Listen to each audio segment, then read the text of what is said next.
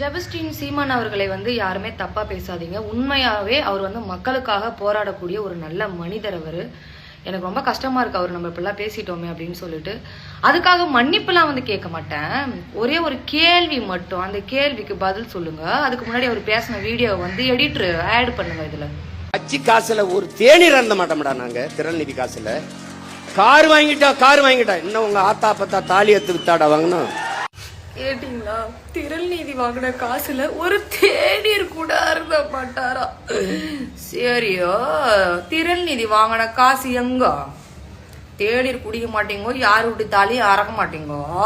சரி, திரள் நீதி வாங்கின காசு எங்கன்னா நீங்க முதல்வர் ஆயிருந்தாலும் இதெல்லாம் ஜெயிச்சுட்டு இருந்தாலும் அந்த காசை இதுல செலவு பண்ணிட்டோம், மக்களுக்கு நல்லது பண்ணிட்டோம், மக்கள்கிட்ட இருந்து வாங்கின திரள் நீதிய மக்களுக்கே செலவு பண்ணிட்டேன்னு சொல்லலாம். எதுலையுமே தலைய முட்டையிலே ஆகுது. மாய மந்திர முட்டை, அழுகி போன முட்டையிலே ஆகுதோ. திரள் நீதி வாங்கின காசு என்னத்தான் நினைச்சுன்னுக்குறீங்க நீங்க? காசு கொடுத்தவனா முட்டாளா இருக்கலாம். கேள்வி கூட கேட்க கூடாதுன்னா என்னடியா கால கதையாகுது. திரள் நீதி வாங்கின காசு என்ன பண்ணீங்க? காரு திரள் நீதியில வாங்கலோ, தேநீர் திரள் நீதி வாங்கின காசுல குடிகளோ. இப்ப திரள் நீதி வாங்கின காசு ஏமாத்திரம் வந்துச்சு, என்ன பண்ணீங்கன்னு கொஞ்சம் அப்டேட்ல சொல்லுங்க. மைக்கு பிடிச்சிட்டு தொண்டை அப்படின்னு கத்துனா மட்டும் போதாது.